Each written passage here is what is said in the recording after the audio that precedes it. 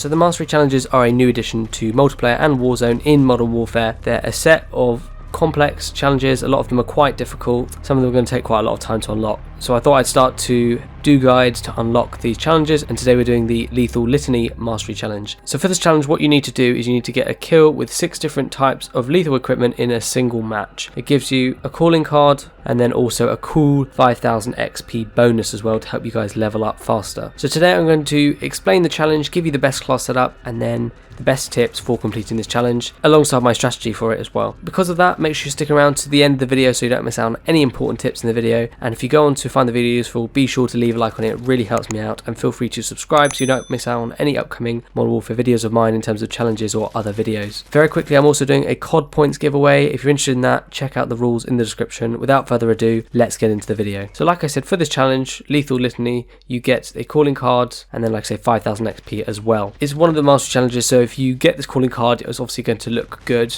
It puts you above everyone else in the sense that you've dedicated yourself to this challenge. So so first of all, we're going to talk about the class setup. So I recommend you guys make 6 different classes, preferably next to each other and labeled. I'll have a bit of gameplay to show what I mean, but I named each of my classes the piece of equipment I was using. So for example, the first one the knife, the second one the Molotov. I chose it in the order, so it was knife, Molotov, frag, Semtex, thermite and C4, and I'll explain in just a minute why I chose that order of equipment. You can choose whatever equipment you want, you just need 6 different pieces. There's a little bit over 6, so you don't have to use every piece of equipment, but just choose your favorite 6. Alongside the class, I'd put on a tactical such as a stun grenade, just to stun enemies if you need to help get a kill on them, but it won't be particularly necessary, but it might help you out in a few certain scenarios. The primary or secondary weapon doesn't matter at all, so don't really bother with that. We're only focusing on the lethal equipment in this video. And for the perks, I'd recommend putting on something like double time in perk 1. This just allows you to double the duration of tactical sprint, and it also increases crouch movement speed by 30%. Then I'd put on restock in the second perk category, and this allows you to recharge equipment over 25 seconds, so that if we use a piece of equipment and we don't get a kill, we just have to wait 25 seconds and we'll get more equipment. So that's useful for if you don't get a kill with the equipment in that particular life, you can just wait to recharge more. And for the third perk, I'd put on something like shrapnel, which allows you to spawn with an extra piece of lethal equipment, and alongside this, explosive damage also delays enemy health regeneration. So those are the perks, that's the class setup. What about the field upgrade and the kill streaks? So for the field upgrade, I'd put on something like the munitions box. This just allows you again to pick up both ammo, which we don't really need, but the equipment is what we do get from it as well, and that's obviously what we're after. So let's say I use all my equipment, I don't get any kills in that life with it, and then I'm waiting for my equipment to recharge, but it's taken a while. If I've got a munitions box, I can just throw that down, equip myself some more lethal equipment, replenish my lethal equipment, and use that, and by the time that's finished, my restock perk would have given me more equipment. So again, this all just bunches together to give you more equipment in a life, to give you more chances of getting the challenge done. And then for the kill streaks, I just put on personal radar and UAV just so you can see where the enemies are. Don't bother with any other lethal kill streaks because we're not after that, we're after the lethal kills in the game. So what about the maps and modes then? So currently we've got shipment in the game, that's very, very good obviously, so I'd highly recommend jumping into shipment or shoot house if you want, but there's other close quarter maps as well, and if there's any small DLC maps or anything like that, Rust, Crash, Vacant, any of those maps, definitely would recommend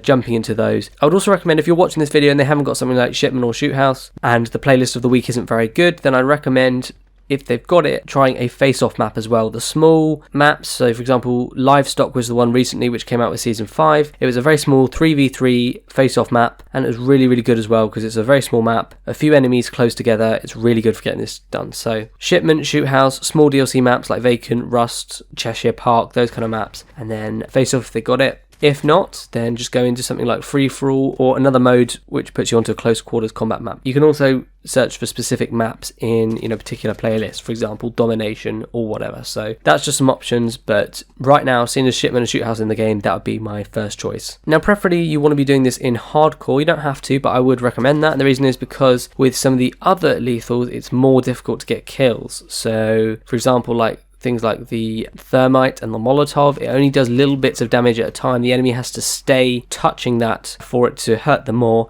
and so if you're in hardcore, it will pretty much just kill them instantly, whereas in core, it will have to slowly chip away at their health until they die, and obviously there's a higher chance that they can run away or heal themselves or whatever. So if you're struggling, I would recommend going to hardcore to get this done, but it's up to you guys, it's personal preference. And like I say, if you're also struggling, why not choose longer matches? So for example, if you went into something like domination, it's going to last longer longer than a TDM match. So if you're struggling to get it done in the time of the match, then obviously go for longer matches. Okay, I'm glad you guys have stuck this far into the video. We've talked about the maps, the modes, the class setup, explain the challenge, and now we're going to talk about the actual strategy. So what I recommend is that you go into a match, so for example shipment, and you start with the first piece of lethal equipment. You obviously need to get a kill with that and then die as soon as possible and then respawn. When you respawn, you need to choose the next piece of equipment in the list. So that's why I recommended having the classes right next to each other that were named, for example, knife, Molotov, frag, Semtex, thermite, C4. They're named like that so that you can easily pick which one you need, because if they're